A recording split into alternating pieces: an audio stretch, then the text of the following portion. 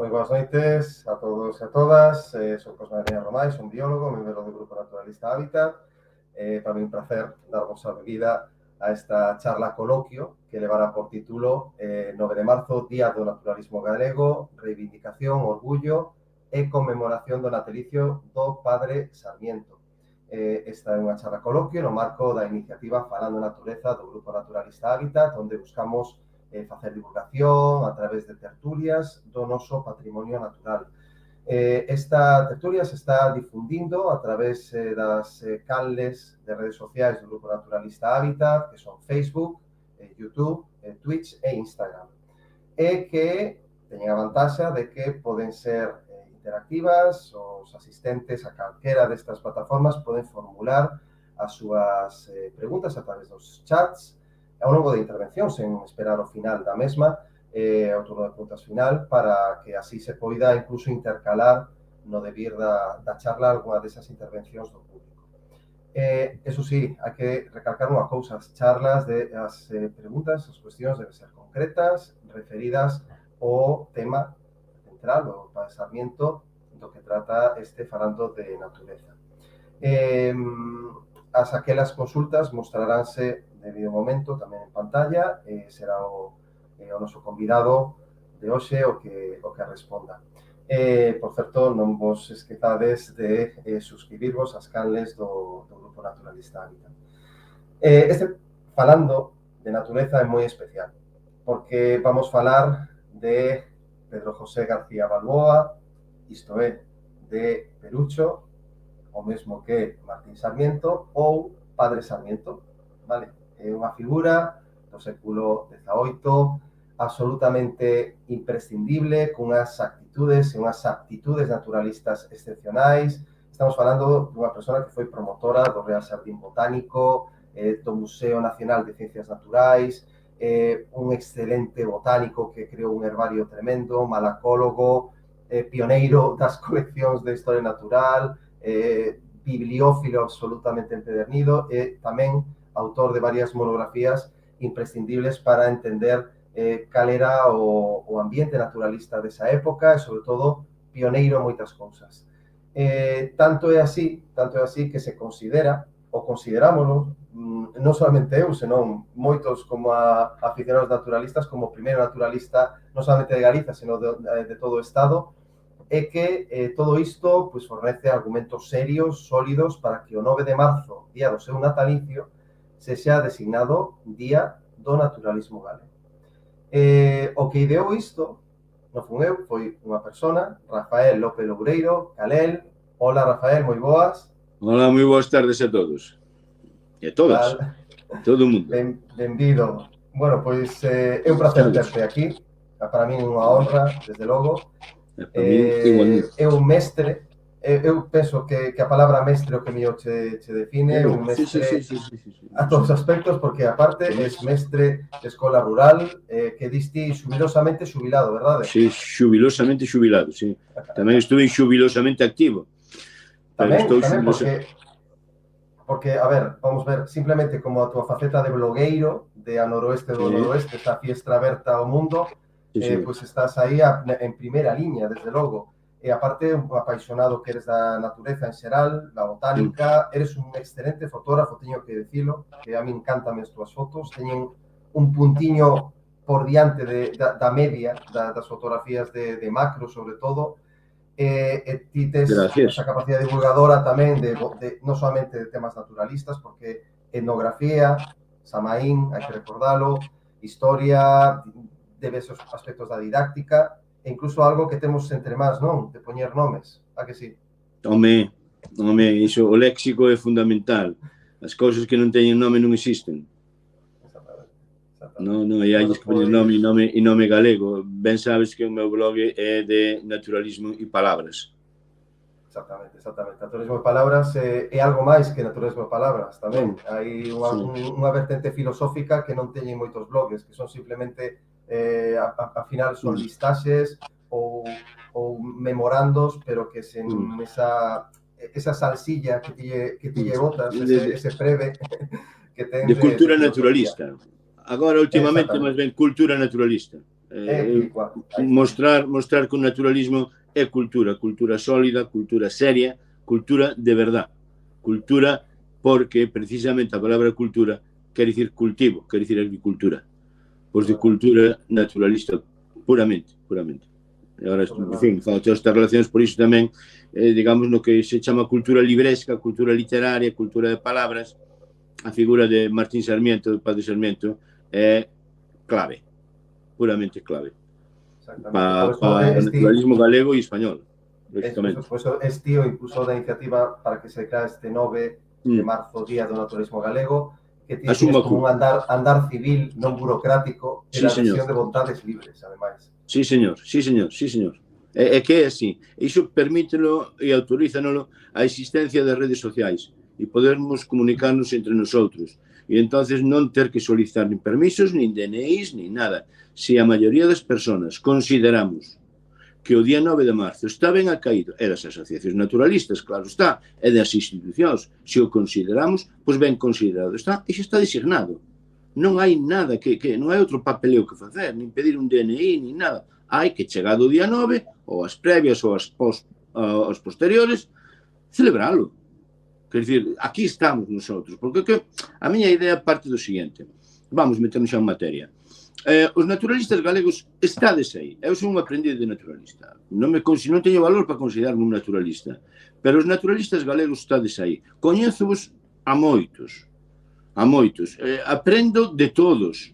E sei o que valede, sei o que está traballando o naturalismo galego por Galicia, pola súa diversidade, biodiversidade, pola conservación e polo coñecimento dela. E eu estou absolutamente convencido de que o naturalismo galego merece ter un día, non direi para que salga do armario, porque é unha palabra militar que xa que aí tenen que estar colonizadas armas, pero sí que baixe do monte, que saia das campeiras, que pase da beira dos ríos e chegue aos que mandan hoxe, que son os mega urbanitos, e dicir, señores, estamos aquí. Merecemos unha consideración, un cariño, aunque saben ustedes que estamos. Cartos non queremos, porque xa levamos toda a vida, ben, non sei, eu traballando sin cartos, por pura afección. Entón, non queremos iso, nin que subsidios, non, considérenos, por favor. Den un pouco de cariño, que aquí estamos, traballando ben en serio. E vamos a seguir, con cariño, con cartos ou sin cartos. E vamos a seguir, iso sin duda. Entonces, facermos un día. Que día mellor? Pois, mira, eu penso con Natalicia Martín Sarmiento, porque, como dixen, cando nace Perucho, nacimos todos de alguma maneira. Exactamente. Que quere decir esa frase? Mira, xa nos metemos en faena deste coloquio. Mira, eu... A ver, ao nacer Perucho nacimos todos. Que quere decir iso? E como empezas con esta biografía de Martín Sarmiento? Bien, mira, vamos a ir unha biografía rapidísima, porque, a ver, unha vida plena de 77 anos non se vai a comprimir en 2 minutos, pero el, dende logo, nace en Pontevedra, Bueno, pode ser que nacera en Vilafranca do Bierzo. O razonable sería que nacera en Vilafranca do Bierzo. Pero a verdade documental, objetiva, os dous únicos documentos que existen, din que naceu en San Juan de Cerdedo. Entón, se temos que ser objetivos documentalmente, ele é natural de San Juan de Cerdedo. Ora, o sentido común, xa que a súa familia estaba en Vilafranca do Bierzo, traballando, vivindo, residindo, dinos, home, tuvo que nacer en Vilafranca. Sí, pero ele nunca dixo que era de Vilafranca. Ele sempre dixo que era de Pontevedra. Eu, vamos, adoro Vilafranca do Bierzo. Son vilafranqués do corazón. Vou ali moito hasta coa escola de gaitas a participar nos máis e todo isto. Pero a verdade documental é a que é. Hai dous documentos que din que é natural de San Juan de Cerdedo. Bueno, nace no século XVII, en 1695, e pasa 15 anos da súa vida en Pontevedra, é dicir, a súa infancia, cando ele chega á adolescencia, márchase cos beneditinos, levan fichado os beneditinos para estudiar cas súas élites. E vai irse a Madrid, vai abandonar Pontevedra, pero vai abandonar Pontevedra físicamente. Nunca abandonaron o corazón ni na cabeza. Lóxicamente, unha persona que o quitan aos 15 anos da súa existencia, eses 15 anos son duramente a súa patria. Son os seus recordos de infancia, a súa patria máis querida, a súa familia, os seus amigos, o seu rueiro, os profesores que os maltrataron, que o trataron ben, as anécdotas, e a súa obra vai estar chea de anécdotas deses anos. El vai pasar un período de formación intenso por os mellores colexios das élites benedictinas, que, digamos, eran de algún modo a orde que traía un novo pensamento francés hacia España. Vai, despois de estar formado, vai ir a dar, digamos, clases, porque vai ser doutor en teoloxía, a Oviedo. En Oviedo vai conocer o outro gran intelectual español da época, que é Benito Feixóo, que, claro está, tamén é galego. Entre os dous, entre Benito Feixóo e Sarmiento, van formar un contubernio, van fazer unha alianza, obligados pola súa orden polos beneditinos, para que publiquen o teatro crítico de Benito Feixóo. Que Benito Feixóo non esteaba moi interesado en facer iso, pero unha alianza entre a monarquía española e os beneditinos suxírenlle que edite o teatro crítico Benito Feixóo para que o pensamento español da época cambie. E, claro, vai ser o gran cambio do pensamento español, o racionalismo que vai a introducir científico, que vai meter Benito Feixóo cambiando toda a historia da anterior, vai ser con un contubernio de Estado. Cando publica Feixóo a súa obra, vai ser o lío mediático e a discusión mediática máis importante tal vez da historia de España. E todo o mundo sabía que, ainda que redacta Feixóo, esa obra está escrita por dúas cabezas. Está escrita por Feixóo e Sarmiento, que eran unha unidade en el destino. Quen vai corrixir en Madrid as obras de Feixóo e quen as vai editar vai ser Sarmiento. Quen vai ter os contactos en Madrid vai ser Sarmiento. Estarán os dous a medias. E cando toda a España reaccionaria se bote encima de Benito Feixóo, quen vai salir a defendelo non vai ser Benito Feixóo, vai ser Sarmiento na única obra que se deixa publicar en vida, que é a Demostración crítico-apologética.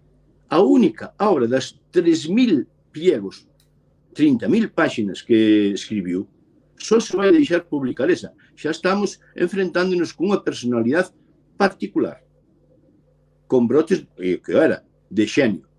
Non se vai deixar publicar nunca máis. E, ollo, que dos réditos que sacou da venta desa obra, que foi un bestseller, vendeu rapidamente 9 ou 10 edicións, vai permitir, e unhas poucas propinillas, como dixo el, ganadas en outros traballos, facer unha biblioteca de 7.500 volumes. 7.500 volumes que non eran libros de bolsillo, de peto de lavar. Tiña hasta incunables, tiña un códice calistino, tiña manuscritos e tiña as obras máis selectas que se estaban publicando por toda Europa. Ao momento, recibía os boletins das academias francesas de Berlín, de París, recibía ao momento. El tiña licencia e bula para ter libros prohibidos. Claro, tiña unha personalidade que se lle permitía, non era un enemigo de nada. El estaba, aí non había dúbidas con respecto a él, non? Bueno, pois esta personalidade que vai estar en Madrid vai facer unha pequena viaxe a Pontevedra, pero non ten importancia, desde Oviedo non vai a ter trascendencia na súa vida ni na súa obra. Pero aos 50 anos, cansado de Madrid, xa sendo un triunfador en Madrid, xa sendo o que hoxe diríamos un influencer, pero un influencer só nas altas esferas, que todo o mundo lle pedía opinión a Sarmiento, porque reconocían como a persona máis leída e sabia que había en España. Campamanes, Jovellanos, o Conde de Aranda, o Rei. Vai chegar a Pontevedra con 50 anos, vai volver, e vai ter unha epifanía. De repente vai a nacer el de novo, porque volve a topar a súa patria, volve a topar a súa lingua, o galego, volve a topar a súa naturaleza. A Pontevedra, lóxicamente, ten que baixar sin a súa biblioteca que a deixa en Madrid. Non ten libros. E el dío me dediqué a contemplar el gran libro de la obra de Dios, a naturaleza. Aí vaise volver naturalista, vaise facer naturalista. Lóxicamente xa levaba a afición dentro dele, non? Pues non nace da nada. Pero vaise facer naturalista, vaise facer galeguista. E tamén vai a ser unha persona que vai coller conciencia social, porque vai a salir das élites madrileñas da corte onde sempre se desenvolvía para ver as persoas de Pontevedra, as persoas pobres, as persoas a miseria na que vivía, miseria económica e miseria tamén, digamos, intelectual e moral dos galegos que non querían avanzar ni facer nada, estaban ancorados nas súas tradicións milenarias e non había maneira de movelos delas. Ela vai coller conciencia social, conciencia galeguista e conciencia naturalista. E cando volva a Madrid, a súa obra vai cambiar. Se hasta ese momento non se preocupara el de naturalismo, sino que tiña outras preocupacións intelectuais, el, a partir de aquí, vai empezar a escribir de naturalismo, vai empezar a escribir de botánica, vai empezar a escribir de animales, de zoología, algo menos de minerales, pero un pouco tamén. Vai escribir moitísimo de xeografía, como a base física na que se asenta a historia, que é unha lección genial del. O que non sabe xeografía histórica, non sabe historia. Porque se che din onde está o Medullo, non sabes cal era o Monte Medullo, pouca historia sabes. Entón, ele di que os conhecimentos de xeografía son esenciais. A xeografía histórica, sobre todo, pero tamén a xeografía física do momento. E a partir de aí, ele vai estar en Madrid outros 10 anos e volverá a Galicia xa con cerca de 59, 60 anos, 59, volverá a Galicia, e xa ahora sin Galicia vai pasar ano e medio. Xa non se vai querer ir para Madrid. Vai estar en Galicia e vai estar encantado da vida. Cando tiña que marchar a Madrid, vai a marchar xa mofriñento, porque vai chegar a Madrid xa con 60 anos, xa unha persona maior, e xa un cortesano, máis, porque ele, ainda que estaba na súa celda, vivía moito a vida da corte, iban já a súa celda, falaba con todo o mundo, non estaba apartado do mundo, non é verdade, ele estaba en contacto permanente co mundo, pero xa vai estar anoxado, porque a corte de Madrid é un nido, unha Babilonia de corrupción, non cambiou, xa era daquela e hoxe, non cambiou, el dío denuncia, es máis, comenta como meten o Marqués de Ensenada na cárcel, a don Zenón de Somo de Villa, e dío de Babilonia de Babilonia, chaman a corte de Madrid. E describe varias corrupcións nas súas obras. Varios casos, sempre con prudencia, porque na correspondencia privada, con seus irmãos, o que sabemos. Porque, cuidado, el prudente tiña que ser, porque os tempos eran os que eran tamén, non? Que era unha ditadura feudal, en que ele estaba unha persona respetadísima. Ollo que se meten o Marqués de Ensenada na cárcel, tamén poden meter a min. Aquí a política é a política. Claro, lógicamente. Bueno, pois ele a partir de aí vai estar hasta que morra en Madrid, vivindo cada vez máis apartado. Aí si, ao final da súa vida, vai se apartar, vai vivir prácticamente solitario, sin salir da celda. Xa non vai querer, claro, ni por edad, vai ter unha lesión nun pé, que chama unha gemursa, tamén a vai negociar, porque dicindo que lle doi non baixa nin á misa, non se move da celda, que se negocia de isto, eu movendo isto, vai me vir moi ben. E a partir de aí, le vai empezar a facer unha obra donde o máis importante vai se dedicar ao naturalismo e ao estudio de locuras, ao estudio do idioma galego. Que iso xa parecía unha excentricidade total na corte, como un idioma galego. Iso non existe, existe un dialecto, pero bueno, que broma é esta?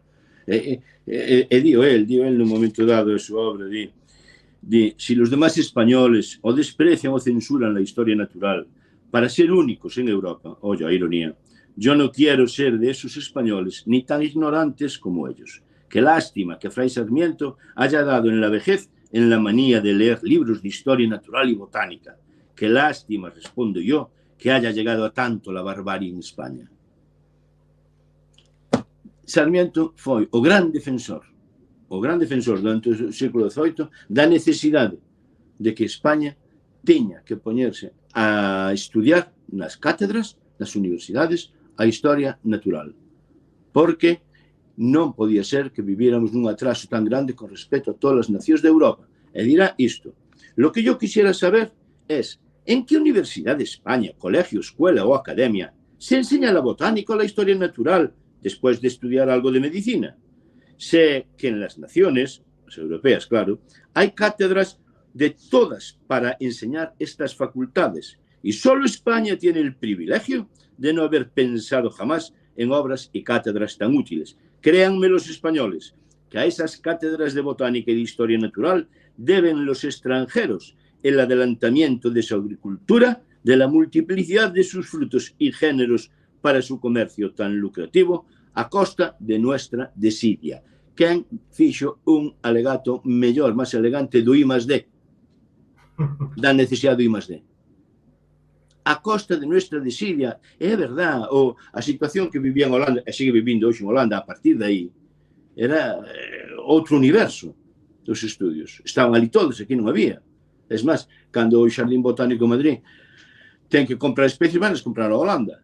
Don Joseph Kerr compraba en Holanda. Os holandeses tiñan un negocio extraordinario de compra-venta de especies. O sea que, cando eu planteaba a pregunta, foi Sarmiento o primeiro naturalista? Había, claro, poñerse de acordo que significa primeiro e que significa ser naturalista. O primeiro no mundo, home, non, Plinio estaba antes, en Europa había moitísimos, pero en España é máis difícil encontrar un naturalista. En España é verdad que houve persoas que se preocuparon de cuestións da historia natural, faltaría máis. Mira, un xenio absoluto que non conoce nadie, Bernardo de Cienfuegos, cunha obra de miles de páxinas, a mellor botánica que se escribeu no século XVII en Europa, tal vez, e non se coñece, está sin publicar, está nos anaqueis do Escorial. Tamén está, que se pode sacar en rede na Biblioteca Digital Hispánica. Monardes, que foi un gran botánico de Sevilla, ou un personaxe que era coetáneo de Sarmiento, que era Franco Dávila, que tuvo un gabinete de historia natural maravilloso en París, que foi o xermole a base do Museo de Ciencias Naturales, despois de tratar moito con Sarmiento, aconsellarse por Sarmiento se podía venderlo ou non podía venderlo ao Estado. Sarmiento dicía que non iba a conseguir venderlo, e efectivamente pasou varias veces por Madrid sin conseguir vendelo. Pero, en este sentido, é o primeiro de España. Sí, e naturalista, por qué? Porque él, cando se preocupa, por exemplo, da botánica, recolecta os vegetais con criterios científicos, mete cada exemplar nun sobre, ponlle data, lugar, e le mete semillas, raíces, flores e frutos. Nese sobre. Lugar, si sabe o nombre vulgar, anota. Si sabe as costumbres que hai asociadas ao seu redor, anoteas. E con ese herbario que vai facendo en Galicia cando ven, leva despois para Madrid. El dáse de conta dunha cousa, que, como a todos nosotros naturalistas, que hai que acertar na clasificación. E como vas a acertar na clasificación? Pois di el, con esa ocasión me aficioné infinito a la historia natural, ocasión de vir a Galicia, y botánica y a la lengua gallega. E di, rectificar por los libros todo lo que había observado en mis peregrinaciones por Galicia en el año 75 y 54, con el ansia del mayor acierto, para ello compré muchísimos libros de botánica y de historia natural que ni antes tenía ni había visto, y los más caros, selectísimos y modernos. Compra guías como a todos, Damián. Está comprando guías de naturaleza para acertar, para poder clasificar. Ten unha actitud xa de naturalista moderno. A súa biblioteca de naturalismo era a mellor biblioteca de naturalismo que había. E os libros de historia natural da súa biblioteca, como señalou moi ben a profesora Rocío Meneiros, que estudiou perfectamente a súa biblioteca, ocupan ao maior porcentaxe de libros son os de historia natural. Señal de que teña afición. E outro dato que é moi importante, o autor de que máis libros vai a ter, recordo certa charla que tivemos unha vez en Santiago, vai ser Linneo. E fíxate unha cousa, hai que ver a ductilidade mental, a plasticidade neuronal de Sarmiento, cando a obra de Linneo edítase no ano 53. En ese momento, Sarmiento, a obra, digamos, culme, non? As especies plantaron, creo recordar que ese é o título. Pois ten xa 58 anos. Ten xa 58 anos. Como iba antes de que Linneo editara ser lineísta, ser lineano? Non podía. O que é verdad que unha vez que Linneo publica, el compra todos os libros de Linneo que pode, estudia o seu método, domina o seu método e incluso critica o método de Linneo.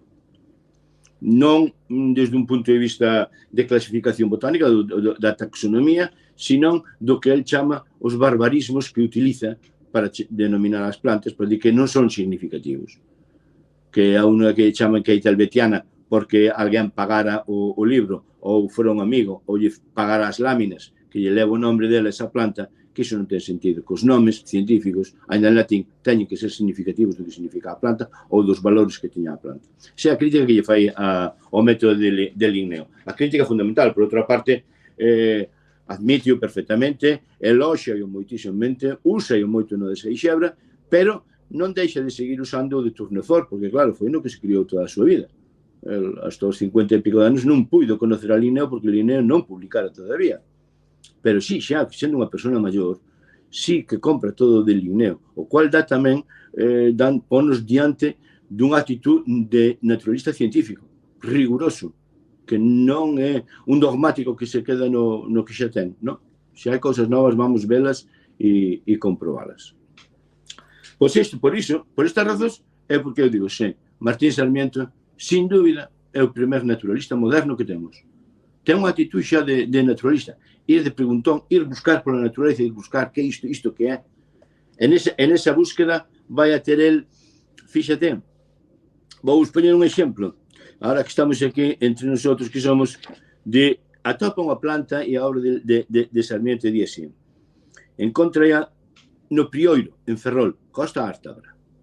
E di, cardo especial, deixa anotado nos seus apuntes, que creo es el Cirsion acanthus flore purpúrea de Tournefort, creo. E di, en el mismo alto del Prioiro lo hallé, rastrero, un cardo rastrero, sin tallo, y flor purpúrea y muy espinosa. ¿Qué cardo rastrero, sin tallo, con flor purpúrea y espinosa?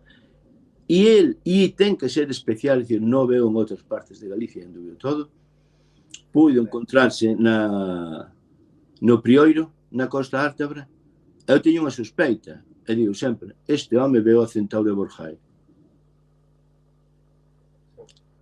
Este home veo a Centauro... E claro, non a podía clasificar, porque acabei de clasificar hai 2 décadas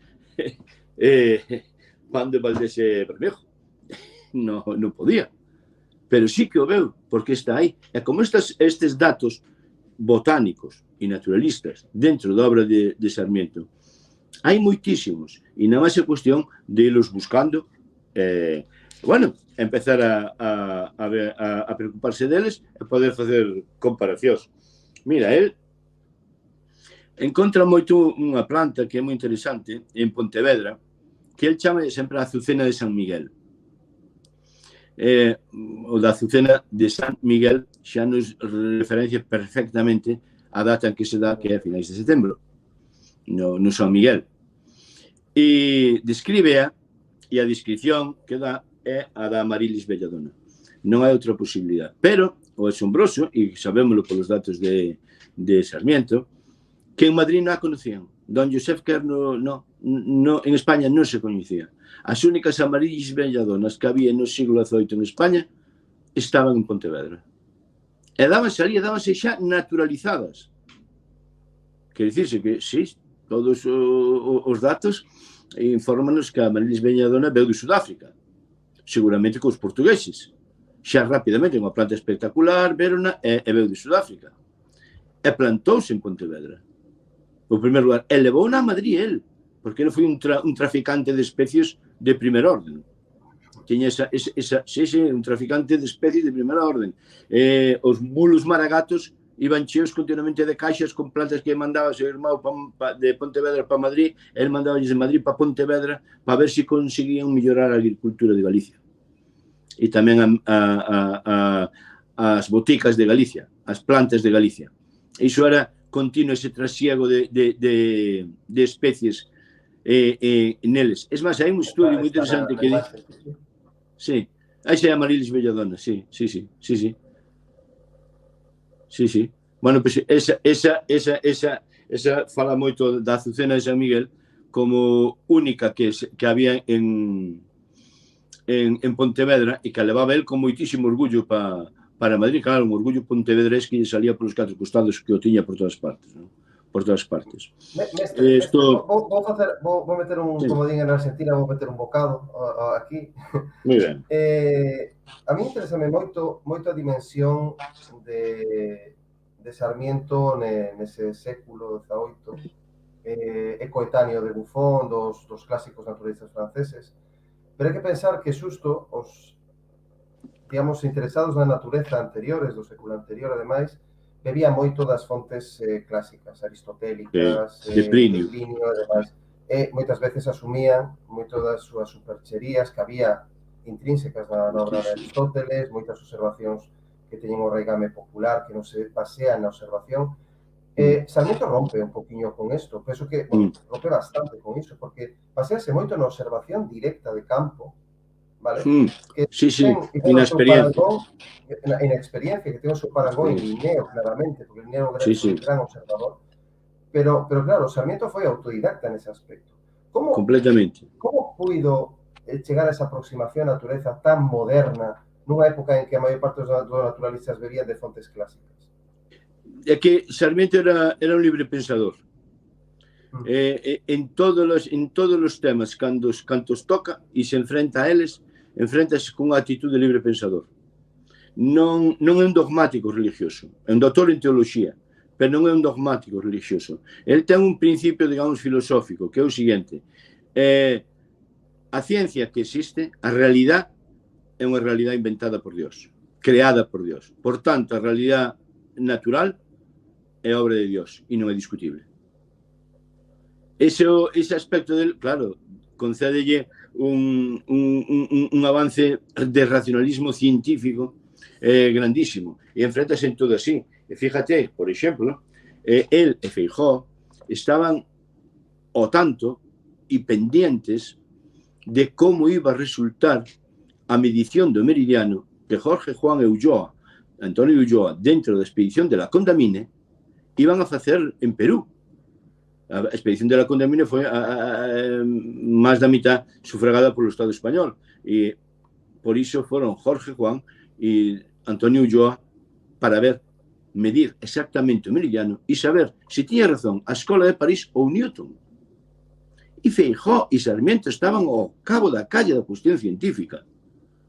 E es máis, Jorge Juan, cando volva a Madrid, vai ir visitar a Sarmiento. Jorge Juan era un visitante habitual de Sarmiento e Jorge Juan é un gran científico físico, un gran matemático quizás da época. Era amigo de Sarmiento, era con quen podía discutir Sarmiento. Sarmiento na súa celda vai a recibir os enviados que tiña Linneo polo mundo. A Loefling e a Elström van estar con Sarmiento na súa celda. Sarmiento escribirá de Loefling e vino este fulano y dijo que volverá más veces, escribe Sarmiento. No me extraña, porque se encontró con la horma de su zapato. Por fin encontrara en España algún botánico co cual podía discutir, tratar e todo isto. E a súa celda, cando falamos da súa celda, hai que decirlo, era un sobrado das maravillas. El nunca quixo ter un pequeno museo de historia natural, o que quixo ter sempre unha magnífica biblioteca etúea, unha extraordinaria biblioteca, tal vez unha das mellores bibliotecas e máis privadas de España. A de Campomanes, a do Rei, pero, sin dúbida, a máis leída, sí. A máis leída, sí. E el, na súa celda, teña, mira, un loberno disecado, quer dicirse un lince. Tiña un quebra-osos disecado, un enorme águia barbada disecada, un quebra-osos que apareceu, dato interesantísimo, nos Montes de Toledo. Sí, nos Montes de Toledo, que nunca se vi, tampouco era unha cousa extraordinaria, e deronlle a disecar e tiña na súa. Tiña 2 flamencos, tuvo disecados, un cullereiro, tuvo 5 ou 6 petos, tiña unha colección, tuvo un ave do paraíso, pero non debeu ter moito tempo. Tuvo un ave de paraíso, claro, viñan de Filipinas, e tuvo un ave de paraíso. Tuvo unha uña de un lince que lle deron do Bierzo. Teña unha colección de cuncha extraordinario, un telescopio extraordinario, dos mellores de Europa, e un microscopio, tamén dos mellores que había, que lle regalara Feijóo. Pero cos telescopios e os microscopios non era moi partidario de mirar por eles, porque tiña unha superstición de persona conservadora que, bueno, iso témolo todos ca ciencia nova, como o microondas, se metes no microondas vai che dar reactividade, e el creía que se miraba moito polo microscopio, mas polo telescopio, que iba a perder vista. Que ao mellor está razón, Pero el que, ao mellor está razón, claro, porque ao non ter gafas, entonces non quería mirar moito por eles para non perder vista. E tiña un astrolabio extraordinario, de latón, que conseguiu salvar de un papelero que iba a fundir, e comproulle por 4 patacós. Tiña unha pequena colección de minerales máis ou menos amplia, pero entre eles tiña platina do Pindo, platino en polvo, e tiña tamén unha pedra callada toda de esmeraldas. Quer dizer, a súa celda era tiña un pequeno museo de ciencias naturales, aparte de que tuvera varios instrumentos musicais que era moi dado a tocar tamén, a facer música, non? Niso tamén... Sí.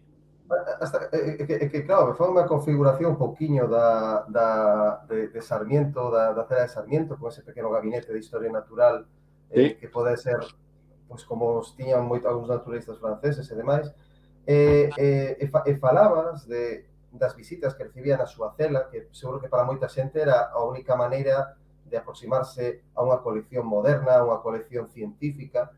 Entón, estou pensando, isto non sei se o sabes, se é unha figura coetánea da época, é que retrotraime moito a ese século, tipo José Celestino Mutis, se carteou con Sarmiento, se inspirou algo, porque Mutis foi un botánico moderno. Sí, posterior. Sí, foi posterior, pero digamos que se de alguma maneira influiu no debir da carreira de José Celestino Mutis, a figura de Sarmiento. A ver, Sarmiento sí influiu Sarmiento no pequeno grupo de botánicos que había naquele momento en España. Don Joseph Kerr, Minuar e os Ortega. Aí sí, nese grupo pequeniño que había, e tamén, por exemplo, en Ruiz e Pavón, que van facer unha expedición que vai ir a América, e sí, eses Ruiz e Pavón sí van ter contacto, creo, con Mutis. Pero Mutis é bastante posterior. Pero fíjate, claro que influye nese grupo, sí, porque por influencia deles vaise conseguir facer o Real Xardín Botánico de España, de Madrid, que estaba, porque antes, desde logo, houve un que se fixo de Migas Calientes, pero bueno, pero non é un Real Xardín. E o que non vai dirixir vai ser o seu amigo Kerr, que vai vir a arborizar a Galicia e vai escribir a primeira flora española con voluntad de ser de totalidade, de recoller todas as plantas cantas había, non? E Kerr, por exemplo, por ser outro detalle que é moi interesante, que nos refere a nós, os galegos, Kerr vai incluir na súa obra, aparte de moitas referencias á lingua galega todas sacadas de Sarmiento, vai a dar noticia da fresona de Pontevedra. Porque hai que dicir tamén, que é un detalle interesante, gracioso e significativo, que Sarmiento é o responsable, o introductor do amorodo, do fresón, en España. El encontra aí un Pontevedra. Depois poderíamos dicir de como chega a Pontevedra, pero bueno, pero el atopa en Pontevedra nos xardíns privados que estaba ali, que os tiñan ali os 4 ou 5 xardíns privados en Pontevedra que estaban cultivando fresón, amorodo. Fíjate, danlle 3 ou 4 fresas, eran favas contadas, probes, queda alucinado. Claro, el, isto non é en toda España, non conozco na corte, vaise con elas para Madrid, e en Madrid non conoce nadie o fresón. Nadie conoce esa nova especie de fresa. Todos conocían a mallueta, o miezgado, a fresa, o que nós chamamos carixón, a fragaria vesca do monte. Iso sí, se conocía, claro, lógicamente. A fragaria vesca está por todos os montes da España húmeda. Pero o fresón cultivado esa fresa grande xa do cultivo, que é unha especie diferente, vai ser a fragare e ananás, esa non se coñecía. E Sarmiento pasa anos pedíndolle continuamente a seu irmão, eu trasiego o tráfico de especies, que dicía eu, a seu irmão Francisco Xavier, que lle mande pés de careixón, pés de amorodo, para Madrid, que quera ali plantalo no seu xardincillo, porque tiña na súa celda, tamén tiña un xardín, para plantalos ali. Sí, tiña un xardín. Que dimensións, pero que dimensións tiña esa cela? A ver, porque realmente era un pequeno gabinete, realmente. Claro, que a celda debía ser un almacén. É que non, para meter 7.500 libros, mas o que tú, a él deseu tiña unha cama e unha mesa para traballar, pero 7.500 libros grandes non os metes en calquera lado. No, que máis que unha celda era un apartamento pequeno, claro. No, claro, no. O mediano. Non, tiña que ser unha celda grande, como unha aula de universidade, algo así. Outra cousa eu non imagino. No, outra cousa eu non imagino. E alta. Tampouco de teitos baixos, sabes? É alta para poder meter libros hasta arriba. Bueno, pois ele consigue que o fresón, a fresa, e digo fresón porque a palabra fresón é de Pontevedra. É el quen leva a palabra fresón para España. É el quen a introduce na corte en Madrid. E el, na súa familia, tamén chamaban fresona. Palabra que non vai triunfar, voz que non vai triunfar. E con moito sentido léxico, porque unha fresa grande é unha fresona, non é un fresón. Pero por un refluxo machista de que todo grande e fortote é un home, é un machón, pois chamaron de fresón. É unha fresa grande. Cando o aumentativo de fresa é fresona. Pero ele, no seu escrito, chama de fresona, unha carta que hai con o alcalde, que vai ser alcalde de Pontevedra, con Cousiño, que era parente dele. Chama de fresona. Bueno, pois, quen temos o documento que o conta Sarmiento, que lle vai dar as gracias por terlle levado pés de fresona, é o xardiñeiro de Aranxuez, Claudio Boutelou, unha inteligencia francesa alquilada polos Borbóns, que foi a táctica que tiñan para mellorar a ciencia en España, alquilar inteligencia estranxeira. Pois Claudio Boutelou vai lle dar as gracias polos pés que lle regalou, porque finalmente pegaron, quer dizer, empezaron a criarse e a dar froita. É dicir, que temos a prova aí de que o fresón de Aranxuez levoulle o Sarmiento. É a prova, vamos, eu teño ben documentado, incluso con manuscritos que me fixeron chegar o Xardín Botánico de Madrid, das especies que quedaron por ali, e as únicas que se levaron foron as de Sarmiento. As únicas, nadie aportou outras.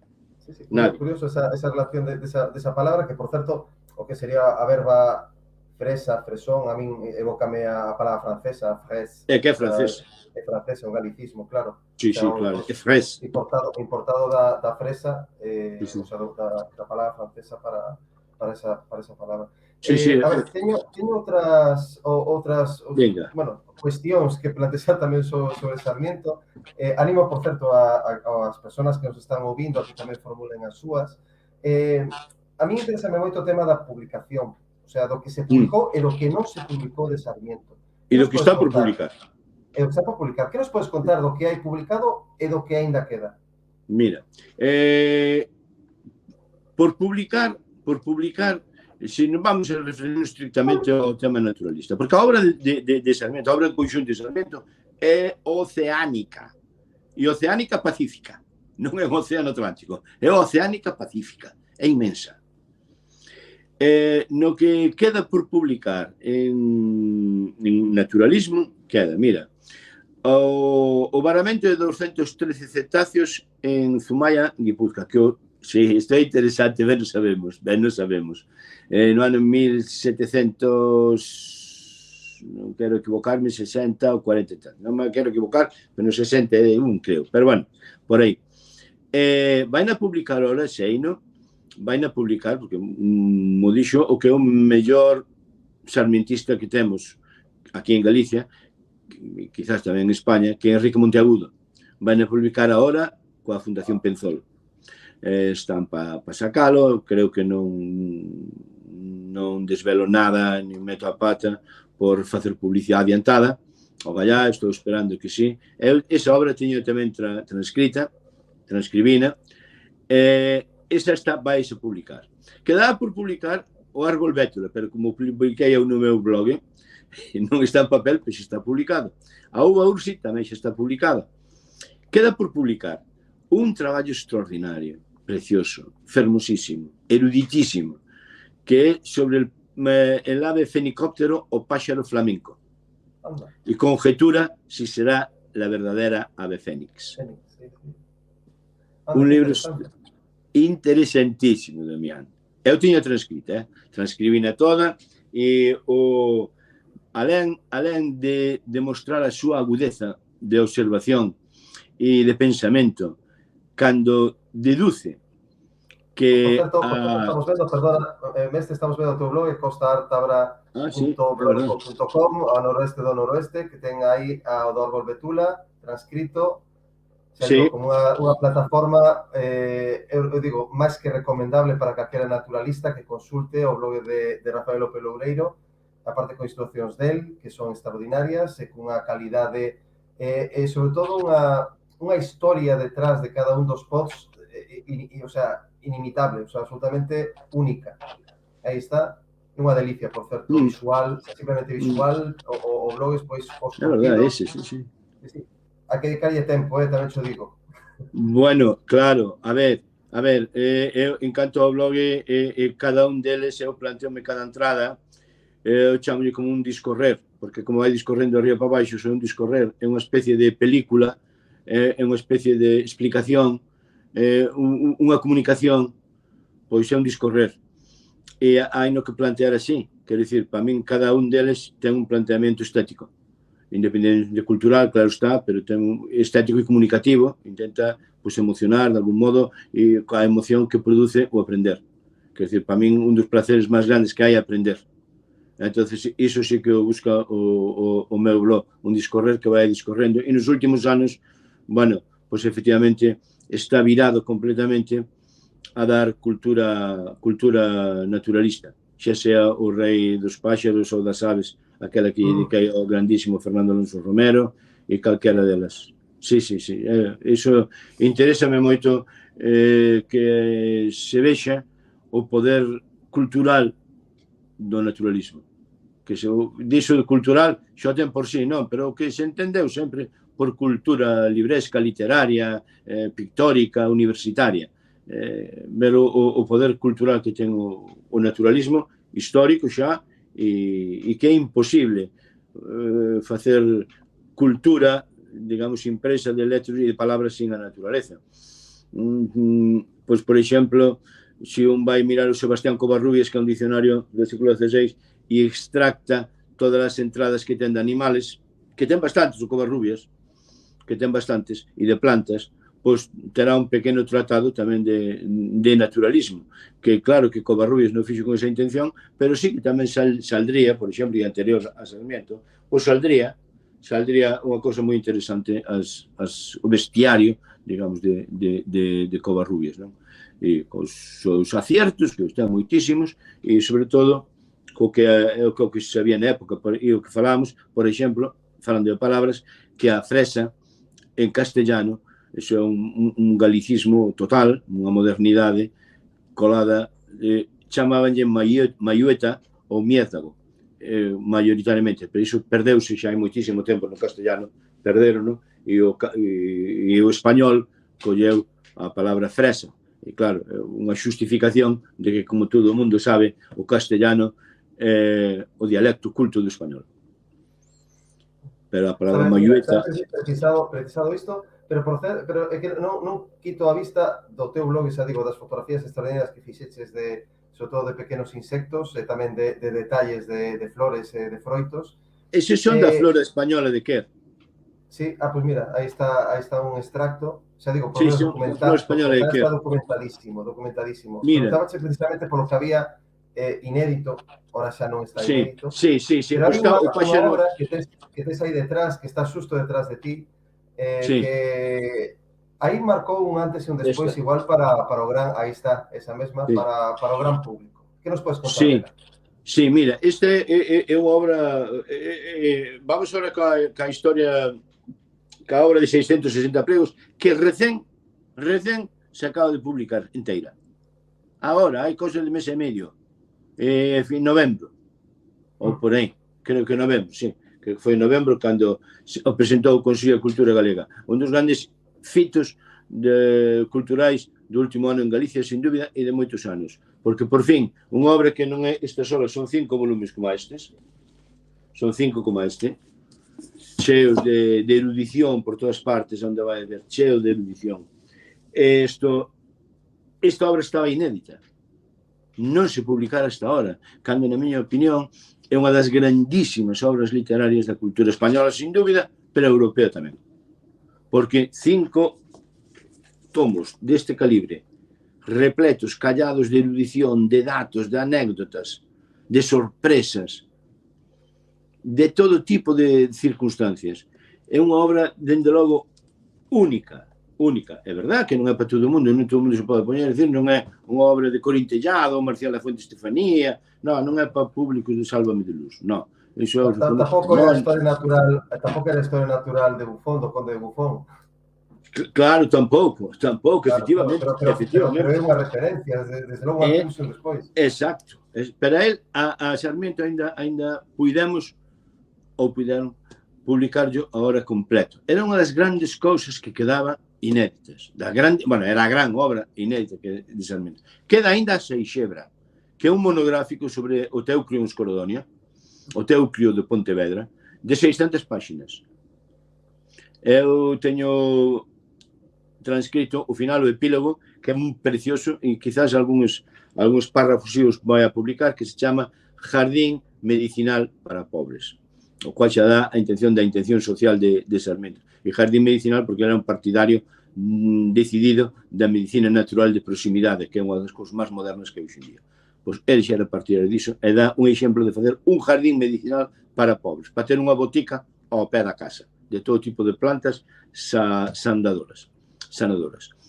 Queda tamén por publicar del, dixen o Páxaro Flamenco, un artículo pequeno que é sobre el vegetable bangué, é un pliego e pouco máis, pero é moi sustancioso, divertido, gracioso, porque o vegetable bangué, a él, que o conoceu en Noia, cando estuvo en Galicia, ali en Toxosoutos, nunha finca dun compañeiro jesuíta dos colegios jesuítas de Pontevedra, chamoulle moita atención, e un día, en maio, na súa celdiña que tiña en Madrid, no xardín que tiña en Madrid, botánico, empezou a medrar unha planta de bangué, para a primavera, para maio. E el dixo, pero bueno, salía e dixo, é bangué, que interesante, deixou a medrar, hasta que en outubro xa o bangué estaba perfectamente non só floreado, sino que xa as flores tiñan polen, estaban calladas e cortouna. Como todo o mundo non sabe, o bangué é a marihuana. E tuvo de maio a outubro, en que a corta, unha planta de marihuana plantada na súa celda. O que fixo coa marihuana non sabemos, porque eu non tuve acceso a ese. Non me extrañaría nada que fixera algún tipo de pruebas de infusión con ela, porque conocía os seus efectos, pero como eu que el, nos extractos que eu pude sacar desa obra, acusa a marihuana de ser unha planta lujuriosa que usaban as orientales para excitar a súa lujuria insaciable, pois non sei o que fixo. A verdade, gustaríame poder chegar a lelo, sei que está no monasterio de Silos, e, bueno, quen queira chegar pode sacala e editala, que está sin editar. E é pouco, é un pliego, non é moito máis que un pliego. É unha curiosidade. E tamén a curiosidade que foi a última obra botánica que escribiu, non? Pero, bueno, para que se vexa a curiosidade aberta que tiña todo.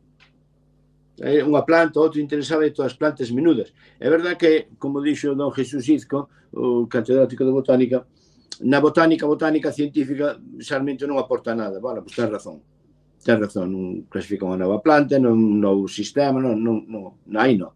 Pero é, hoxe en día, unha referencia imprescindible ao que hai que ir, que se queira, que non se queira, nunha nova ciencia que chaman a etnobotánica. Quen queira recoller tradicións, costumes referidas ás plantas e todo isto, por forza, ten que ir á obra de Sarmiento ou quen queira facer botánica comparada de siglos. Porque é o único que ten ese cúmulo de datos. porque outra das características da obra de Sarmiento é o anecdotismo. Ele non rexeita, ao contrario, está enamoranlle as anécdotas, os detalles menudos, os que bueno, iso non pode estar nunha obra académica, home, non poñes iso, que che rebaixa o nivel.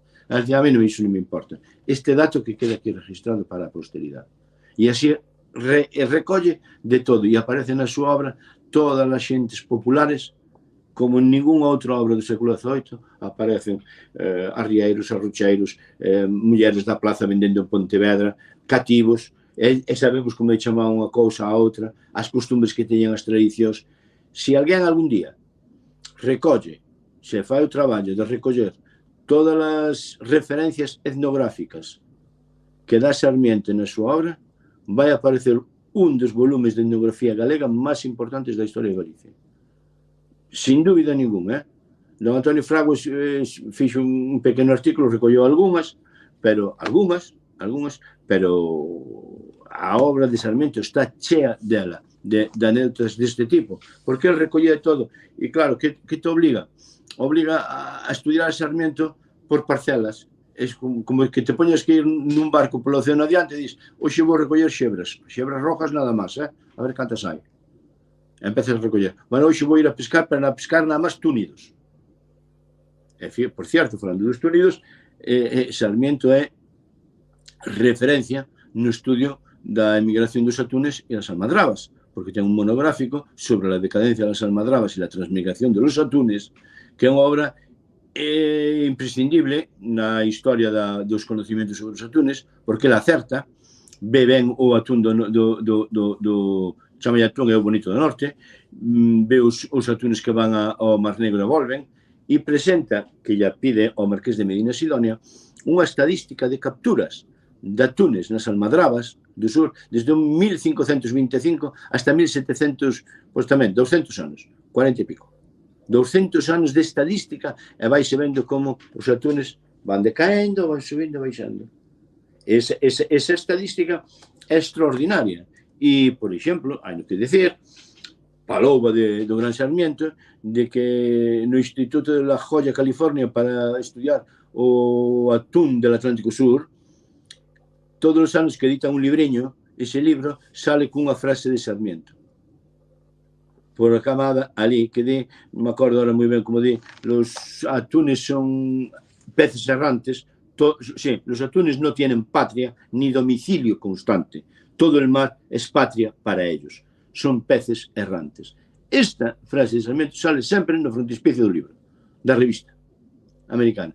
E eu non puido confirmalo, pero teño noticias de que ali sí teñen un busto de Sarmiento á porta do edificio, en La Joya, California, Estados Unidos. Quero dicir, da importancia aqueles lares, pero desde logo é un aliciente para dar unha visita por aquelas terras, sabendo... Sí, home, claro.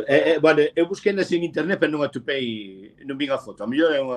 Habrá que ir por ali, non? A mellor é algo que colan por aí. Sabes que tamén ten un libro moi bonito, que está publicado xa, sobre o animal cebra, disertación sobre o animal cebra, donde el fai, aporta unha cantidad de datos extraordinarios sobre a presencia histórica da cebra na Península Ibérica. Sí, falamos de feito Carlos Nores,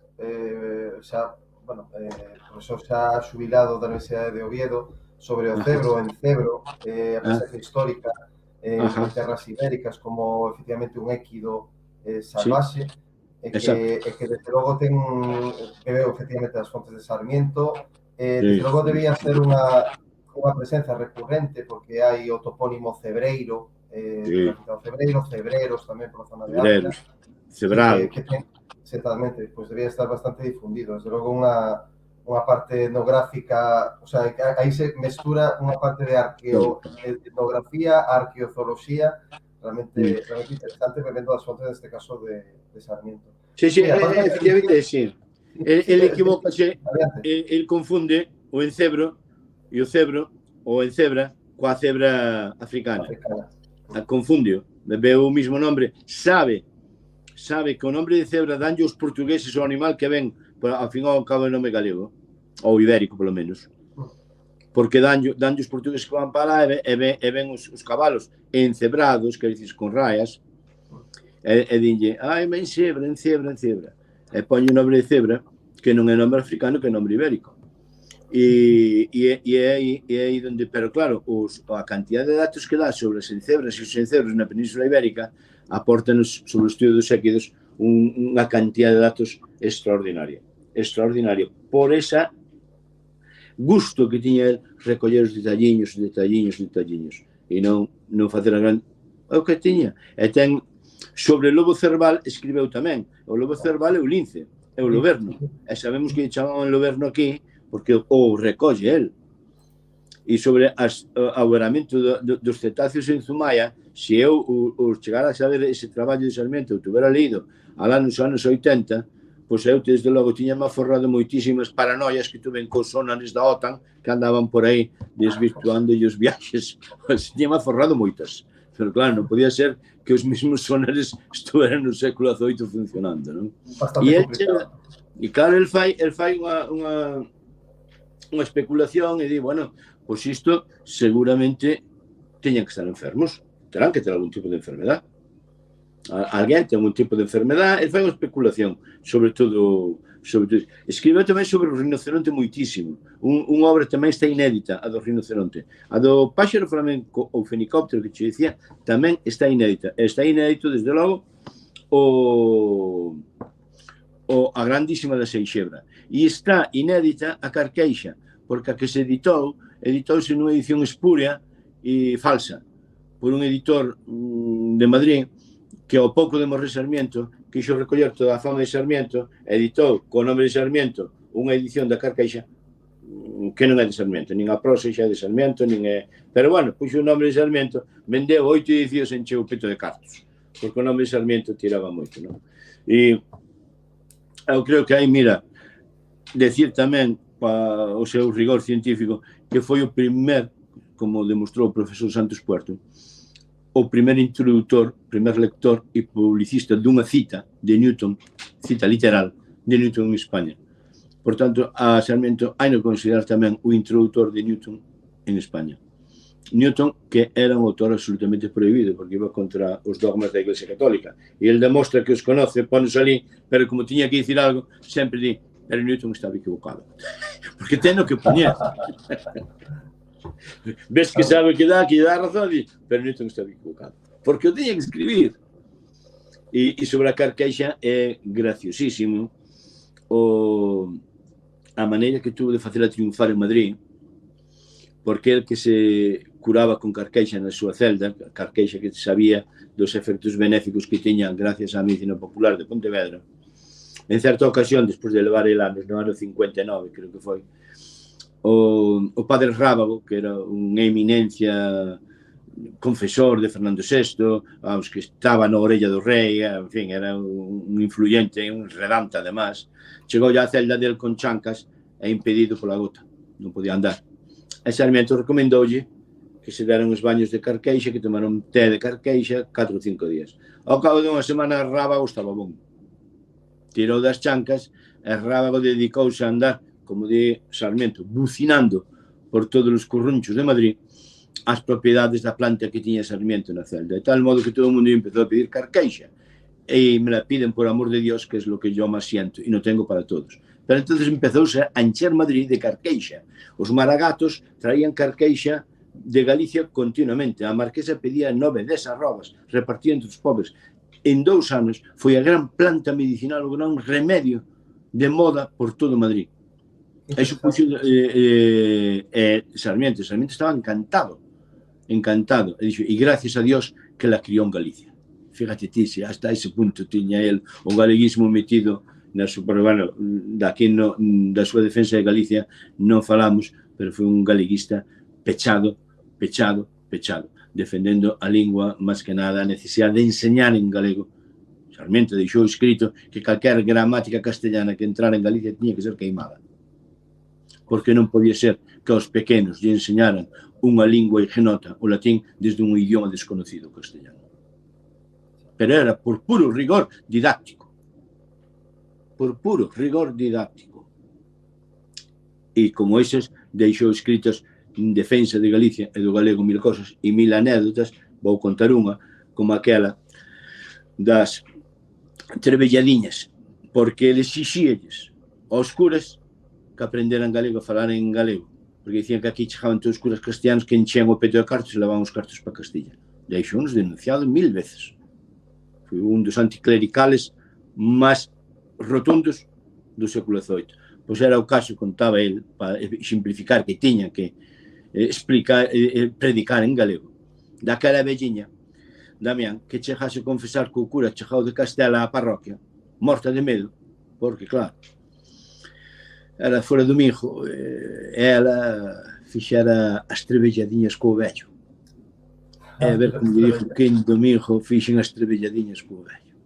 E foise a confesar e dixe, mire, señor cura, eu é que o meu home, mas eu antes era domingo, sí, pero fixemos as trebelladiñas, estivemos trebellando, hombre, usted por iso non se preocupe, que Dios non ve con malos ojos andar traballando, traballen ustedes todo el día si quieren.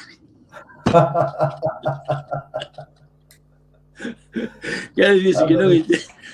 Claro, ese era o exemplo que poñía Sarmiento, de que os curas teñan que saber galego, senón non iban a entender o que dicían os fregueses. Tamén a Sarmiento, como persona inteligente. Sí. No, digo que inteligencia que tiña Sarmiento, que a cosmoloxía que tiña na mente ese home era extraordinario. A pregunta que te quero facer ahora que cumplimos unha hora, xa pasamos da hora de conexión, é claro, por que o Día do Naturalismo Galego o día 9 de marzo? Pero que claro, con todos os argumentos que foches debullando ao longo da tua intervención, desde logo está, por lo menos eu penso, e así xo fixen saber no seu momento, que está máis que justificado que sexa en conmemoración de Sarmiento. Pero, claro, que máis nos podes decir? Mira, se eu vos digo que el, claro, xa falamos algo dos seus estudios de xeografía e da necesidade que el publicou de se estudiara ben a xeografía, sobre todo a xeografía de Galicia. Ten un plano, porque era un planificador extraordinario, plano coreográfico para describir perfectamente a Galicia, donde describe os equipos de traballo que teñen que ir polo monte adiante, caso os mulos, os seus ayudantes, os seus aparatos de medición, como teñen que recorrer a Galicia física, por onde teñen que ir, hasta levantar un plano completo e exacto e riguroso de toda Galicia. Ese plano só acabou facendo, co rigor que pedía Sarmiento, don Domingo Fontán, bastante tempo despois. Pero ese plano xa dicía que había que telo de Galicia feito. E iso tamén é, na miña opinión, vamos, unha base física da historia natural de primerísimo orden. Sarmiento escribeu a Medina Sidonia unha carta sobre a electricidade. Conocía os traballos de Franklin. Sabía o que decía Franklin sobre iso. Franklin, a que el chama el inglés, con moita propiedade porque aínda non eran independentes. Con moita propiedade, el inglés. E conocía os traballos de Franklin. E fai unha, digamos, unha descripción deles e de como os dominaba, sabía o que había, independentemente, como xa dixemos, que fora o introductor de Newton en España ou que estuvera a cabo da calle dos experimentos de la Condamine para medir o meridiano terrestre. Bowles, o gran químico Bowles, que estaba contratado polo Estado español tamén, visitaba frecuentemente a Sarmiento na súa celda. E quen iban a ir? Eran as persoas máis eminentes en ciencias iban a falar con Sarmiento, porque sabían que tiñan ali unha persona erudita. O ingeniero Lemor, que estuvo en Ferrol, estuvo en Corcubión, fixo os planos de carreteras, tamén iba a tratar con el. Sarmiento, nunha outra prueba de humor negro neste caso, a Lemor, sempre escribeu o seu nombre chamando Le Mort, la morte.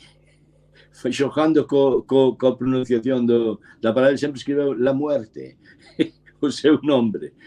E que quen recolla tamén, quen queira recoller algún día as guasas, as bromas, o humor de Sarmiento, quen queira recoller nun volumen o humor de Martín Sarmiento, vai aparecer o primer humorista da historia de Galicia. O chiste das trebelladiñas non é único, ten máis.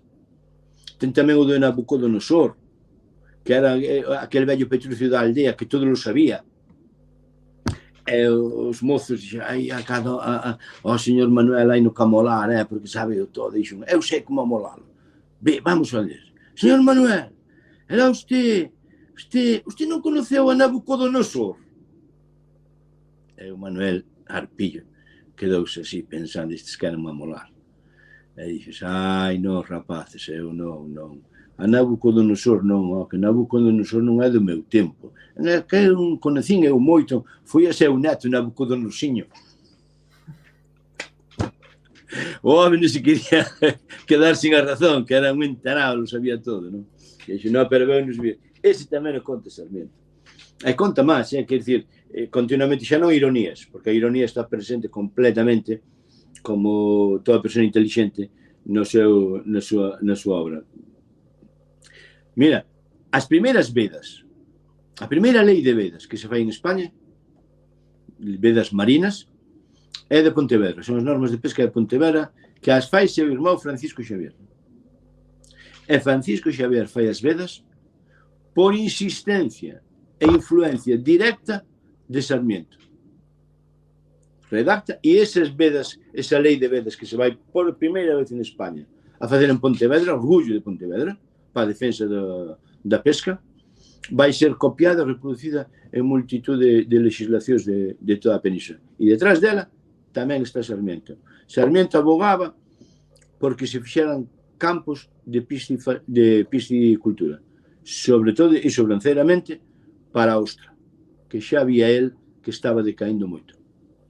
E o tema tamén da ostra é un tema moi interesante desde un punto naturalista, o expolio das mellores ostreiras de Europa que estaban en Galicia, como se expoliaron, primeiro pola codicia dos galegos, aí temos que dicir, e segundo, pola estupidez dos galegos que deixaron que a principios do século XIX chegaron os franceses de Arcachón nun plan perfectamente planificado e financiado e as levaran todas que quedaban na costa de arriba. Está perfectamente documentado por Mariano de la Paz Gregols.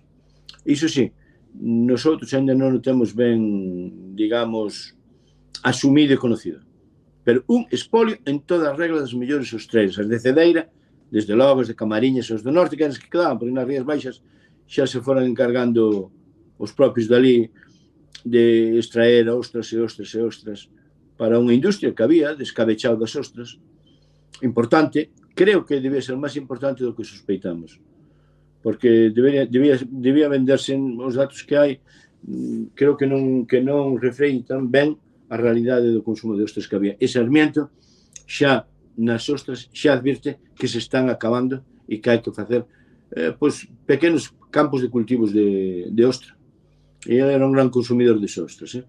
Mandaban paquetadas en barriles que era como se escabechaban, ostras escabechadas, e as de Pontevedra, claro, eran as mellores, como non, Sarmiento quen fala, pero mandabanlles tamén da Ría de Ferrol o padre Colmenero, que era o prior de Xuvia, e daí sabemos que se lle mandaban 9 barriles de ostras escabechadas desde Xuvia, na Ría de Ferrol tamén había unha industria de escabeche de ostras. Porque, por moi artesana que fora, por lo tanto, a industria naquele momento era artesana, non?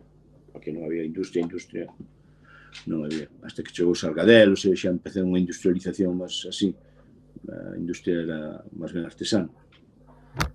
Bueno, pois eu, non sei, do horto de vegetais que tuvo, eu só vou dicir unha cousa, que chegou un día un alcalde, destes que entran, xa conocimos a moitos na democracia, que o primeiro ano que entran queren cambiar todo, de novas normas, facer, tal, depois vanse adaptando, vanse calmando, e vanse vindo a menos, pero o primeiro ano son tremendos, os cambios que queren, aquí estou yo, queren se dar a valer. E tamén chegou un corregidor novo a Madrid, as novas políticas de Carlos III, o mellor alcalde de Madrid, e prohibeu que houbera macetas nas ventanas. El tiña as macetas nas ventanas.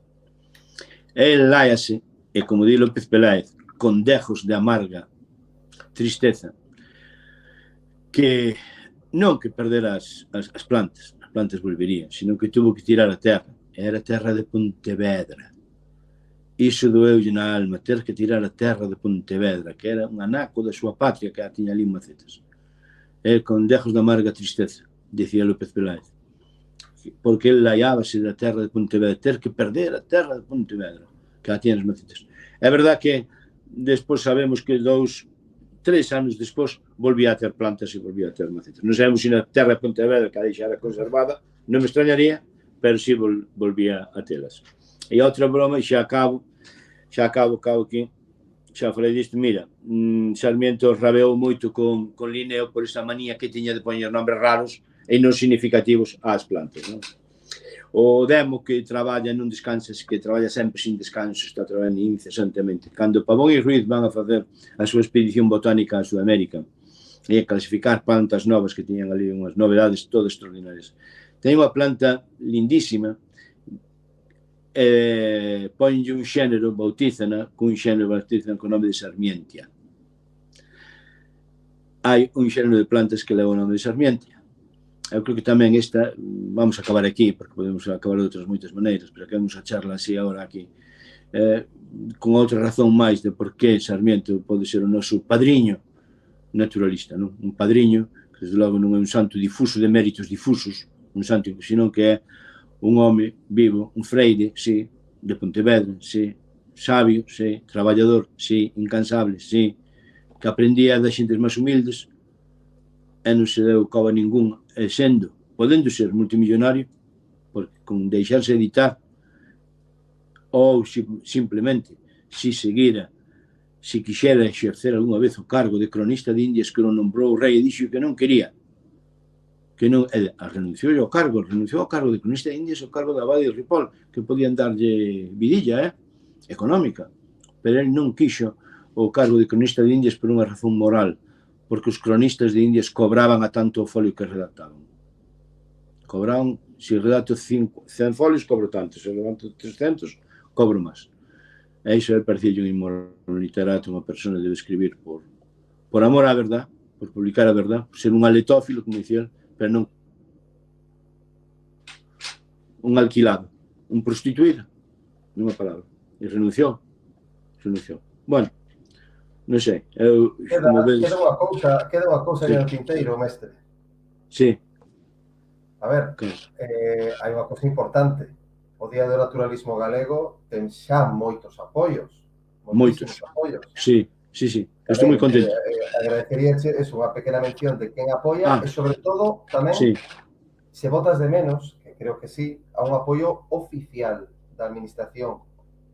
Bueno, vou dicir, o apoio oficial da administración non voto de menos en absoluto.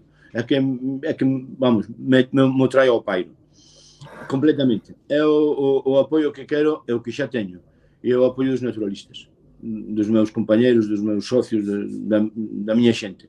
O apoio dos naturalistas teño, mira, a Sociedade Galega de Historia Natural, Hábitat, Verdegaia, Adega e hoxe os amigos da Terra xa están adheridos. Está adherida tamén a Real Academia Galega da Lingua, por comunicación que fixo Enrique Monteagudo. Está adherido unha gran cantidad de personas da rúa normales e corrientes que me dan o seu nombre e nada máis. Está adherido un alto número de artistas, que estou encantado con os meus compañeros artistas. Eu, compañeros da miña porque isto non sabes, pero antes de dedicarme ao naturalista dedicábame ás artes plásticas. E teño moito amiguete metido nese mundo. Non amiguete, teño amigos do corazón, amigos da alma e amigos aos que teño moitísimo cariño e aprecio e dos que tamén, en fin, estou moi honrado de que sean meus amigos e apuntáronse moitísimos. Apuntáronse tamén catedráticos de botánica, catedráticos de fisioloxía vegetal, don Luis Álvarez, Juan Ubiña, Santiago Ortiz.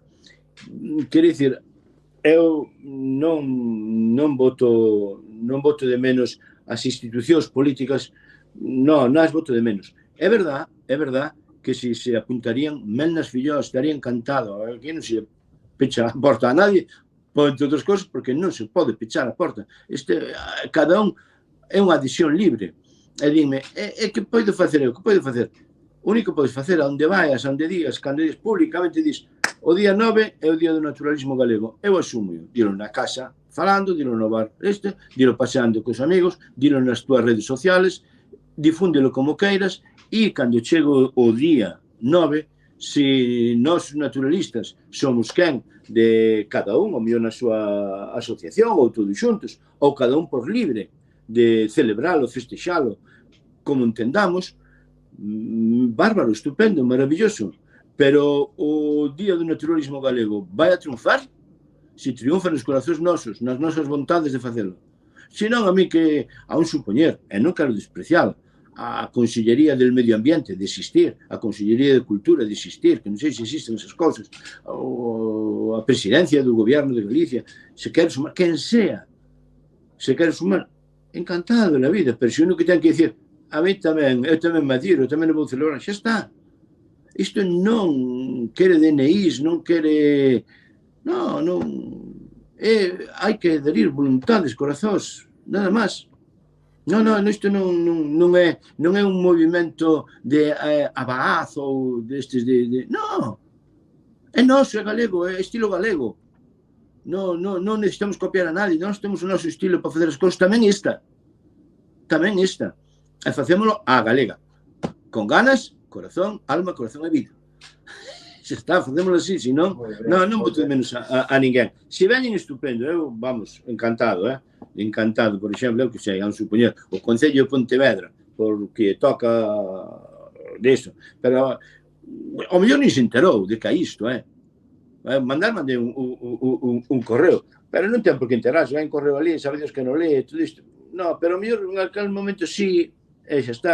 Eu vexo que, por exemplo, hai xente política que sí, por exemplo, os políticos de Cedeira do meu pueblo adherironse todos os grupos. Oye, Deus lle lo pague, estou encantado con eles, sí, señor, todos. O BNG, o PSOE, máis o PP. Non hai máis, parece.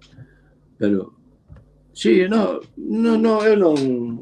bote menos a nada. Non este é unha cousa aberta. Non, nin... Que va?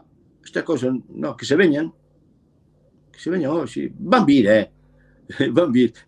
Mira, o que é a cuestión política e tal, se ven que se vai xumando moita xente, veñen automáticamente, é un acto reflejo. É un acto reflejo. Exactamente. Sí, é un acto reflejo. De eleccións municipais con máis Claro, claridade. con máis ansia, sí. Non, pero además, eu estou seguro que a idea é unha idea blanca. Non fai mal. Non ten, digamos, trasfondo de cazavotos. Estaría bonito. Non nos ten. Nós non somos un partido político dos naturalistas. Non existe o partido do naturalismo. Non existe. Se existira, bueno, ao mellor, pero non, esa cosa non existe. Que debería existir? Bueno, pues non sei, pero non existe. Bueno, en fin, de momento solo se conseguimos entender a idea, que a xente asuma, que moita xente asuma, e aprenda que aquí estamos os naturalistas, ou aí estades, Deus me perdone por colarme, que aí estades, que aí estamos, que estamos facendo unha gran labor por Galicia, sin dúbida ninguna, extraordinaria. Conozco a tantos de vos, Damián, que estás facendo un labor, mira, podía citar algúns, os que conozco, a Ricardo Evia de Cariño, a Xavi Piato, a Toñito do Barqueiro, xente, a Xan Silvar, a xente que os coñezo eu, porque son os que eu coñezo. Estou entre Álvaro Polo de Ortigueira, aos que eu coñezo, que están aí, e sei o traballo extraordinario que están facendo, o que saben, bueno, a afición que teñen, que se pasan horas e horas e horas, sin lucro, nada máis que con gasto, porque efectivamente isto mete gastos, para poder determinar que estas especies ou outras, os aparatos que se manexan non son baratos, e non todos os naturalistas teñen cartos, porque eu sei de moitos que teñen que aforrar duramente para toparse a súa cámara, os seus largavistas e todo isto. E iso non lle lo paga a sociedade, pagan eles do seu peto. Non, o naturalismo galego ten moitísimo mérito. E Galicia ten que saber que ten unha camada, unha xeneración de naturalistas de primeirísimo orden internacional. Aí está. Agradezo as túas palabras. É verdade. Desde logo, porque o naturalismo é un modo de vida, así o entendemos moitos. A nosa vida sen a natureza eu non a concibiría para nada. E desde logo tamén a todas as derivacións que poida haber, neste caso, esta celebración do 9 de marzo como Día do Naturalismo Galego, benvidas que son. E todo o que nos contaches neste faladoiro, a verdade é que ven a enriquecer moitísimo todo o que hai alrededor do naturalismo en xeral do Padre Sarmiento en particular. Entón, se te parece ben, agora abrimos unha quenda de preguntas. Agradezo maravilloso. a tua intervención, a tua erudición e sobre todo ben que contaches. E damos paso que nos estemos a unha pregunta, creo que sí. Moi ben. Pois mira, o noso compañero Santiago Vázquez di: boas, Rafael, magnífica iniciativa que estás a empurrar, noraboa.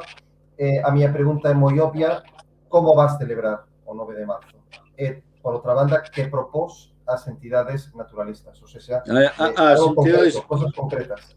As entidades naturalistas, o que lles propoño é que se podemos xuntarnos e facer un comunicado conxunto e presentarnos conxuntamente á sociedade, pois cada unha por libre que faga ela como o que entenda que debe facer. Pero unha presencia conxunta, aquí estamos, salimos do monte, salimos das campeiras e chegamos á sociedade, aos medios e ocupar, de algún modo, coas nosas iniciativas, os medios de comunicación convencionais, porque son onde se cortan o bacalao das audiencias. Nós facemos o que podemos aquí, desde logo, pero o bacalao das audiencias está nos outros.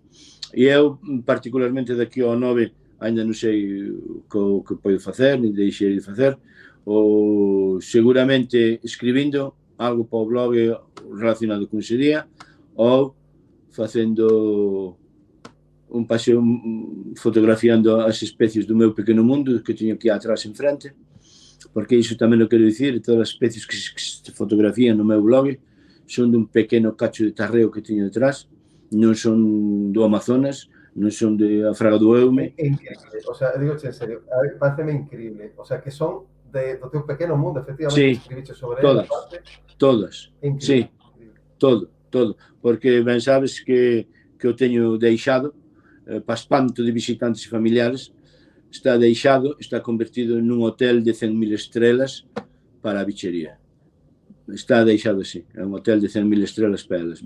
Home, de vez en cando arrinco algunhas plantas e as ortigas se pasan moito, pois quitoas dun lado, pero, bueno, gústame deixalas, nunha parte a ver se a urtica dioica me trae outras especies, porque hai unha verdad que é de don Pedro el Grullo, que é que para que pode existir, vamos a decir con estas palabras, un reino animal, ten que existir un reino vegetal de onde se sustente e alimente.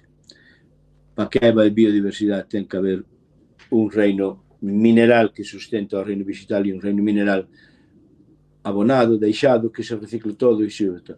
O meu pequeno mundo, de algún modo, quero ser unha tesela, un exemplo, de que isto é posible. O meu é moi pequeno, pero son tantas as leccións de naturalismo que me dá e de naturaleza, unhas con outras, de inteligencia, onde capto eu a inteligencia das plantas, a súa capacidade de resposta ante o exterior, que me fai plantear se as teorías de Stefano Mancuso non están moi ben validadas, porque son tantos exemplos, pero incluso de comportamentos agresivos dunhas plantas con outras.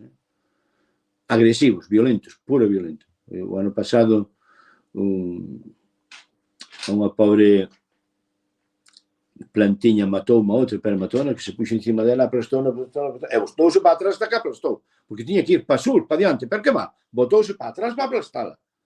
Sí. Un piquis que son estas espiñosas, unha composta, un piquis, botouse para atrás e aplastou-ma. Eran misilis germánicas que máis que nos deran unha señora de Baltar.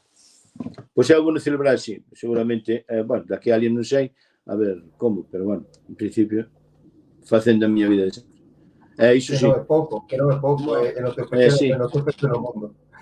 E así. Aí, pois, parece unha iniciativa excelente que fagas ese post do teu pequeno mundo, que entre todos os naturalistas acordemos unha nota de prensa, efectivamente, que aí vexa que estamos unidos, que é algo tamén moi importante. E a ver que tal decorre, espero que ben. Avísame que hai outra pregunta máis, outra cuestión máis. Bueno. Mira, José Ramón, creo que José Ramón Castro. Sí, José Ramón, pode ser. Mandamos un saludo desde aquí. Sí, porque un abrazo, José Ramón. Padre Sarmiento, pregunta, por que non se publica? Eu penso Bueno, que igual a mellor aquí sería máis acertado porque non se teñen publicado ata agora. sí, sí, a verdad, a ver, mira, é unhas razóns históricas. Quen sabe perfectamente porque non se publican son os editores que nos publican. Son os editores que nos publican. Pero non son rendibles. Non son rendibles. A institución, as institucións non se meteron en serio co tema de Sarmiento. Eu sempre digo, é bueno repetir, que Galicia non vai estar completa hasta que non se editen as obras completas de Sarmiento. En edición crítica, Galicia non vai estar completa mentre non se editen as obras completas de Sarmiento. Non, de ningún modo vai estar completa. E despois hai que tes que buscar editores que son xente que o fai a fondo perdido. Xa sabe que vai perder. Por exemplo, a Fundación Penzol. Bueno, se saca algo da venta, pois bienvenido sea. Pero xa non. A Universidade de Salamanca editou os textos de José Luis Pensado en edicións universitarias. Pero a empresa privada, todos sabemos, o capital é moi cobarde cos cartos. Moi cobarde. A súa existencia, a súa razón de existir é a valentía da ganancia. E se o que ten por diante é a posibilidade da cobardía dunha pérdida, colles a cobardía. Que dite a Xunta de Galicia, que dite quen queira. Pero eu non vou ter. Esa é a página do Consello da Cultura Galega, que é unha página magnífica, que eu recomendo, porque efectivamente pódese descargar de balde e a velocidade do lóstrego as obras de Sarmiento, a obra de 660 plegos. A página corre ahora a cargo de José Antonio Silva, López Silva, e aí está. E é unha oportunidade magnífica. Desde logo eu descarguei nas a velocidade do lóstrego, vou nos comprar tamén físicamente, claro, porque me gustan os libros, pero descarga a velocidade do lóstrego, que na esqueira aí ten unha magnífica oportunidade, gracias ao Consello da Cultura Galega, a Xosé Antonio López Silva, que corre con esa página, porque realmente é magnífico o novo interface que ten, o ben que funciona, e o ben que a min descargou mas nun lóstrego. A verdad que dá gusto ver que Galicia funciona. Gusto, de verdad. Gusto, sí, Algo gusto. Que funciona, que ben. Sí, dá gusto. Non son un derrotista. Non, con Galicia non son derrotista. Non, en absoluto. Estamos compartindo a ligazón da página de coseaculturagalega.gal, tamén antes compartimos o de costartabra.blogspot.com. Sí, moi ben, magnífico. Recomendamos as súas visitas. Non temos outra pelota, pero se me permitíes vou facer unha personal que ven moi a conto do que aconteceu hoxe, que é a seguinte. Que pensaría Sarmiento se viaxase no tempo e chegase a Pontevedra do día de hoxe? A cidade de Pontevedra do día de hoxe. Bueno, eu non sei se sabería pasear entre tanta terracita. Dá a impresión de que te tropezaría moito e non lle iba a gustar nada tanta terracita. Dá máis a impresión. A mí particularmente tampouco me gusta. E tanta terracita non me gusta. Eu comprendo todo o que hai a comprender, pero fai incómoda ahora mismo a visita a Pontevedra e a contemplación da belleza da cidade de Pontevedra. De feito, Pontevedra ahora, cando é recomendable realmente, é a partir das 2 da mañá, cando non hai nadie. E entón están as calles baleiras e non é un viernes de botellón. Claro, porque teño pasado tamén algúns viernes de agosto ou jueves, non sei que día fan o botellón por ali, é un pouco, lo siento mucho, un pouco triste e deprimente, pero nai va a reconocer, quero dicir, a súa Pontevedra é unha Pontevedra moi pequeniña, co barrio da Mourela, abaixo un barrio mariñeiro onde ele apenas se podía pisar, donde aínda a marea entraba na horta dos jesuítas, donde vendían percebe na ponte, donde arrastraban polo río abaixo hasta os barcos, porque xa estaba a ría media colmatada de sedimentos, baixaban en barriles o viño que traían de Ribadavia ou das rías ou dos arredores para leválos hasta os barcos e levábanos flotando en barriles atados uns con outros, nun rosario de barriles cheos de viño hasta os barcos que cargaban máis abaixo. Non iba a reconocer, iba a pensar que se este é a Pontevedra que eu vivín, que o demo a leve, porque ahora é enorme. Date conta que non só é a Pontevedra esa de aí. Claro, que iba a haber que era xente rica toda, que a pobreza que el viu aquelas xentes descalzas e andar cos pés despidos xa non existe. Nese sentido, vai gustar moito, lóxicamente, pero non creo tal como era el, que era de Retiro, e se xa Madrid, o Madrid pequeno, que ao lado da Pontevedra hoxe, o Madrid daquela época era pequeno, e parecía unha Babilonia de Babilonias. Este podía sorprender un día, un mes, 2 meses, en canto a conocera dun ano. Non creo que lle gustara moito, el que se quería ir retirar ao Castrove, contemplar as paisaxes. Como estaría o Castrove daquela, no século XVIII, e como está agora o Castrove, aparte con unha ameaza de eólico xusto enriba? Claro, claro. El quería se retirar no Castrove, El despois de que marchou na segunda viaxe para Madrid, xa con 60 anos, xa non quería estar en Madrid. Xa quería estar quería virse a Galicia. O que pasa que as cousas da vida e a vida así, el quedou condenado e atado, encadenado á súa biblioteca. Foi así, non atopou, é que claro, unha obra tan grande, como tan vital para el, non atopou comprador. El quería vendela. El se atopara, buscou algún indiano con cartos, ainda que non fora ler, pero que permitira vivir de rentas en Pontevedra, retirado no Castrove, o resto de vida que quedaba dedicado precisamente ao estudio da naturaleza. Dedicado precisamente ao estudio e contemplación da naturaleza das plantas. Pero non puido vender a biblioteca e dicía, e é impensable pagar os transportes de todo isto hasta Pontevedra. E claro, el por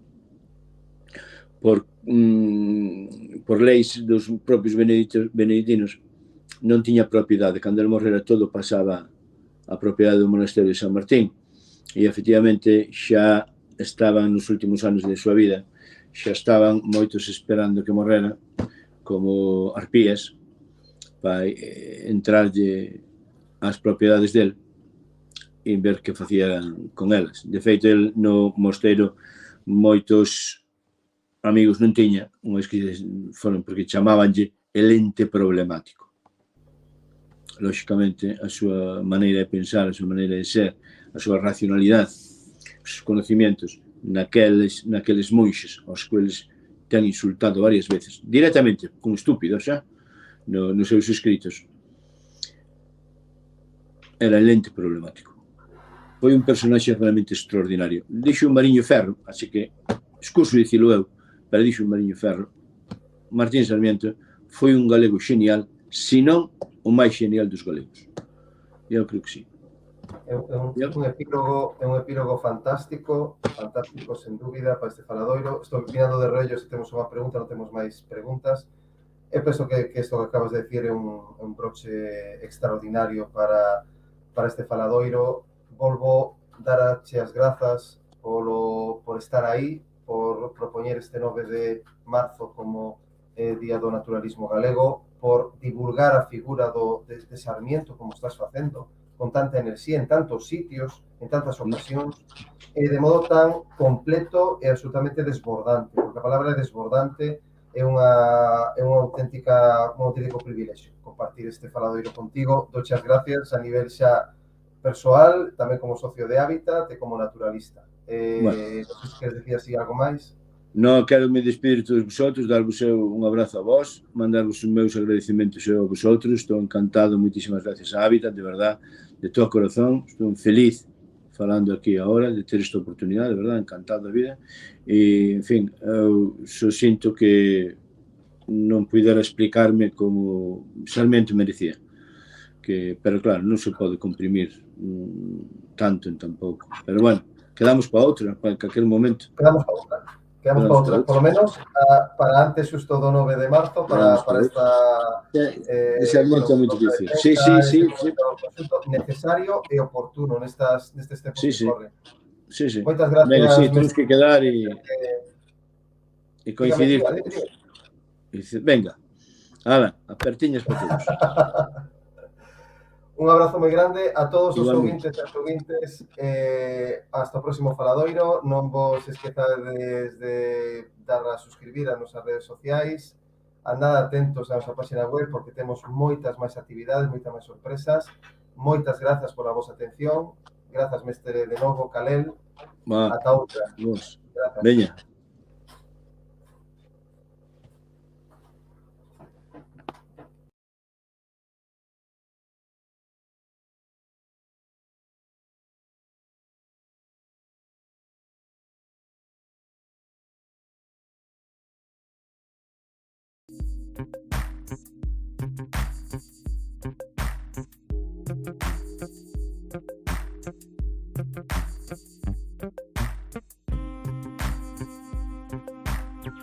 Gracias.